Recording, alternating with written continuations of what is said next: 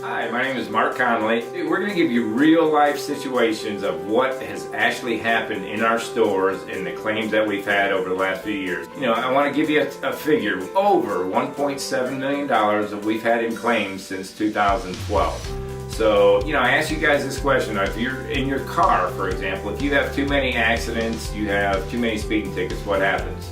Your insurance company cancels you, right? We had so many claims that our insurance company dropped us. And because of that, we are spending now about $500,000. So somewhere in the neighborhood of $500,000 a year more in our premiums than we were prior to these accidents. And it's not just the money. I mean, money is very important, believe me. What's really important is, we think all of you in Arona are our family, and we want you to care about our family. And if it was your brother, or your mother, or your daughter, or your son, you're not going to let them work in an unsafe environment. You don't want them to work in an unsafe environment. You don't want them to do anything to get hurt. We've had a coworker that's on his third back surgery already. I promise you that's not fun. You don't want to live the rest of your life like that. So we're very excited for this. We're going to show you examples of what has happened in our company, and look forward to it.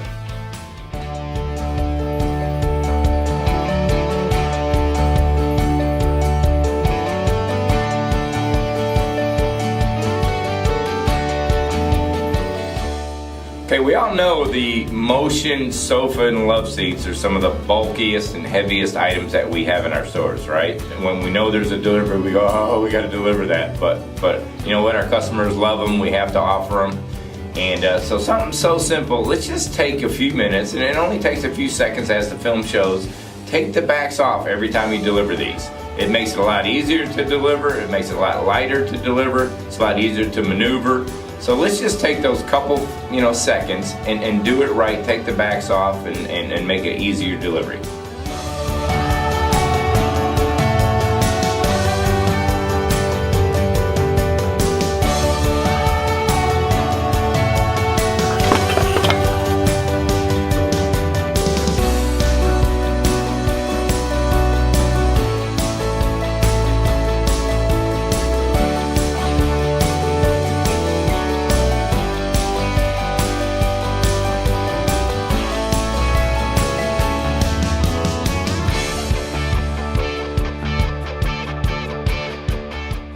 Okay, what we saw there was the wrong way to deliver furniture from our store. So a couple things went wrong there. Number one, we did not clear a path before loading the furniture. You can see we're backing up and we knocked over a lamp.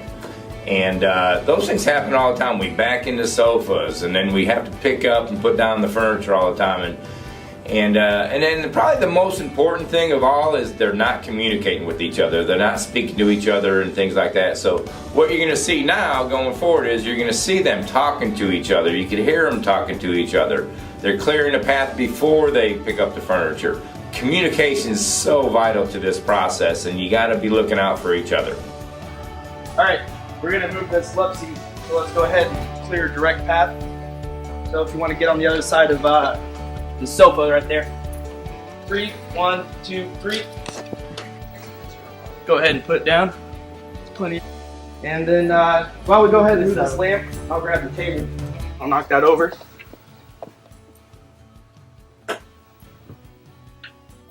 All right. Go grab this dolly. All right, on 3. 1, 2, 3. Go ahead and swing around. Watch out for that dolly. Let me know when we're good so we can put it down there. Right here. All right. Okay, let's go ahead and get to the back.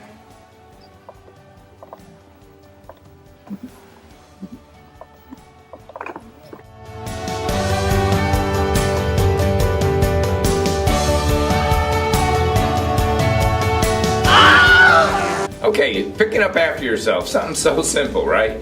In our stores all the time, sometimes we build coffee end tables on the floors. We're putting dining room sets together on the floors, putting chairs together on the floors. It's really, really important when you do that, you pick up the area after that. As you can see in this demonstration, there was a screw that was kind of, it shows that it was dropped, but in reality, what we did in the store, we left it there on the carpet after we built some coffee end tables. There's always extra screws. I don't know why, But you know, we all know there's extra screws. So throughout the day, let's make sure we don't walk past bad. We call it walk past bad. If you see trash, pick it up. If you see a loose screw, pick it up.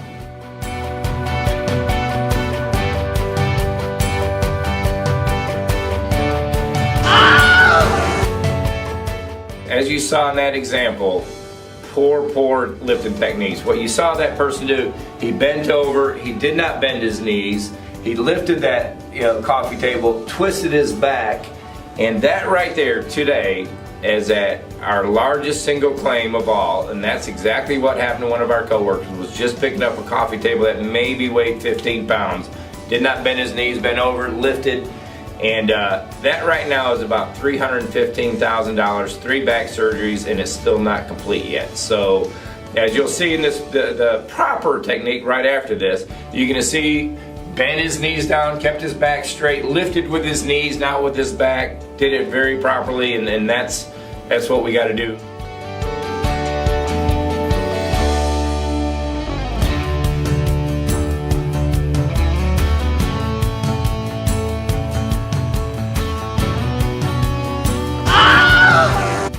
Us guys love doing that. We think we're Supermen. When we're young, we don't think we could get hurt. And I think you can save a lot of time by just jumping off the truck. That is not what you want to do.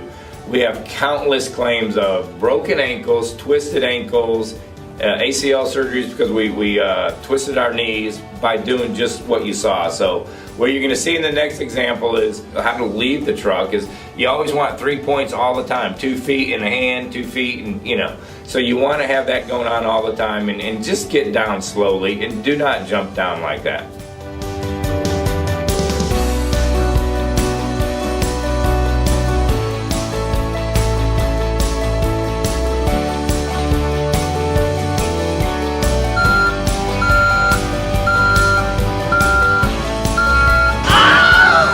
Okay, having a spotter, so important here to our business. As you can see in this illustration, we initially backed up the truck, and we actually could have ran over a person. Always use a spotter, and guess what? If you don't have the second person in the truck, it is okay to get out of the truck, put it in park, walk around the truck, and make sure that you have a clear path to back up into. We've had countless accidents where we've done this. We backed into things. We're in the gas station. We backed up into vehicles countless times. And you know what the worst thing is? I bet about 75% of those times we've actually had the second person in the truck that just sat in the front seat. So always get out, always have a spotter. If the couple occasions where you don't have that second person in the truck, get out of the truck, take a couple minutes, walk around the truck, and make sure that path is clear. Excuse me, sir, we're going to be backing up. Do you mind stepping off to the side for us? Yes, sir. Thank you. Keep coming, about 10 feet. Keep coming. 5 feet. Keep coming. 3 feet, 2 feet. We're good.